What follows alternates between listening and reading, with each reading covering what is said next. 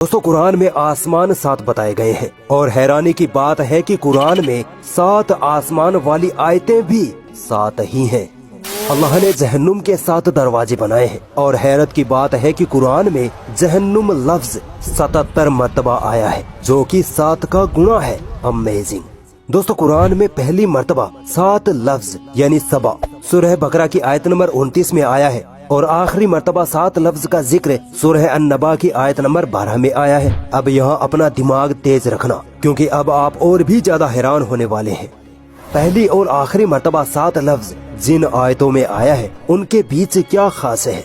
गौर करेंगे तो पाएंगे कि पहली और आखिरी मर्तबा 7 लफ्ज जिन सूरह में आया है यानी सूरह बकरा और सूरह नबा, इन दोनों सूरह के साथ इनके बीच में भी टोटल 77 सूरह है जो कि 7 का सीधा गुना है।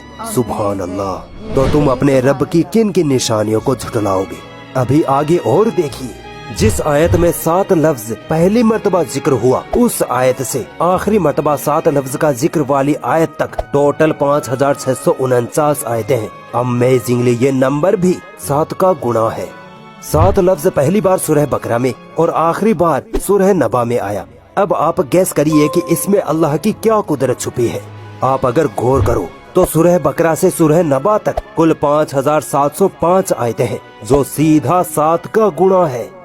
पहली मर्तबा जिस आयत में 7 लफ्ज का जिक्र आया उससे पहले टोटल 35 आयतें हैं, 7 सूरह फातिहा की और 28 सूरह बकरा की। ये 35 नंबर भी 7 का गुणा है।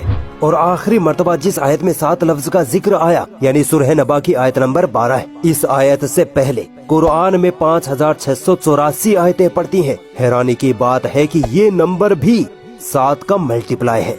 क्या अब भी लोग यही कहेंगे कि ये सिर्फ कोइंसिडेंस है? तो फिर आओ और सुनो। कुरान में आदमी लफ्ज 24 बार आया है तो वही औरत लफ्ज भी 24 बार ही आया है। दुनिया लफ्ज 115 बार तो आखिरत लफ्ज भी 115 बार। 88 मर्तबा फरिश्ता लफ्ज तो जनाब 88 मर्तबा ही शैतान लफ्ज का इस्तेमाल हुआ है।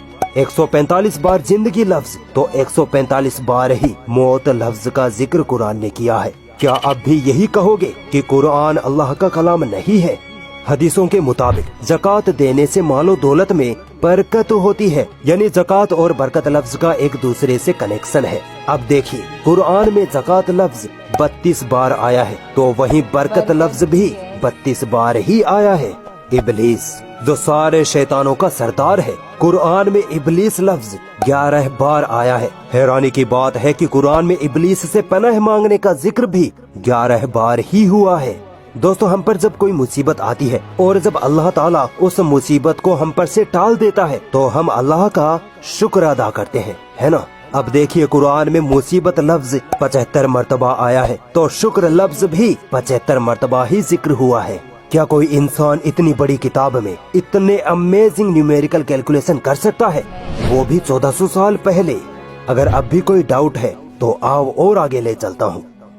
एक साल में कितने महीने होते हैं? 12 और 12 महीनों में दिन कितने होते हैं? 365। ठीक है, अब आइए कुरान मजीद की तरफ। कुरान में महीने लफ्ज का जिक्र एग्जैक्ट 12 बार आया है और दिन लफ्ज का जिक्र एग्जैक्ट 365 बार आया है। जितने महीने उतनी बार जिक्र, जितने दिन उतनी बार जिक्र। अल्लाह की इस गणितीय कुदरत में एक साइंटिफिक फैक्ट भी छुपा है। साइंस कहती है कि ये 12 महीने और महीनों में 365 दिन का होना दरअसल धरती का सूरज के गिर्द चक्कर लगाने से होता है, यानी धरती सूरज का एक चक्कर लगाने में 12 महीने या 365 दिन लेती है।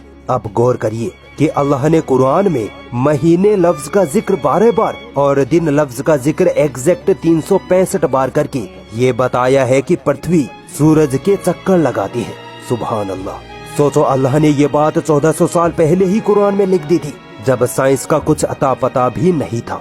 तो बताओ तुम अपने रब की किन किन निशानियों को झुठलाओगे।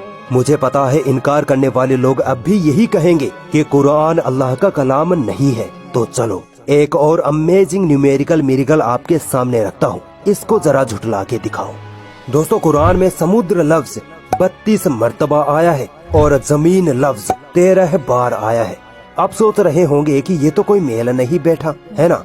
लेकिन अगर आप इन दोनों नंबरों को जोड़ दे यानी 32 + 13 तो बनते हैं 45। अब भी कोई मेल नहीं बैठ रहा।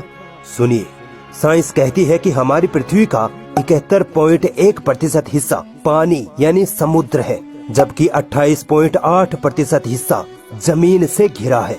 अब आओ कुरान में दिए गए समुद्र और जमीन लफ्ज की परसेंटेज कैलकुलेशन करते हैं। दोनों नंबरों को जोड़ने पर बनते हैं 45। ठीक है, समुद्र का प्रतिशत निकालते हैं। 32/45 इंटू 100 निकलता है 71.1%, और जमीन का प्रतिशत निकालते हैं तो 13/45 इंटू 100 आता है 28.8%। ये दोनों एग्जैक्ट वही प्रतिशत है जो आज हमें साइंस समुद्र और जमीन के बारे में बताती है। अल्लाहु अकबर। तो क्या अब भी कोई है जो अल्लाह की इस गणितीय कुदरत को झुठला दे? नहीं झुठला सकता। अगर कोई डाउट लगता है तो कुरान में ये सब चेक कर सकते हो। पूरी दुनिया इस कुरान में गलतियां ढूंढने में लगी पड़ी है, मगर आज तक एक जर्रा बराबर भी गलती इस कुरान में नहीं ढूंढ पाई, क्योंकि ये किताब उस वाहदहू ला शरीक की तरफ से है जिसने इस दुनिया को थाम रखा है, जिसने इंसानों, जिन्नों, जानवरों, पहाड़ों, समुद्रों, हवाओं सबको पैदा किया। वही हर शह को कंट्रोल करने वाला है। वही जिसकी तरफ हमें लौट कर जाना है, वही अल्लाह है।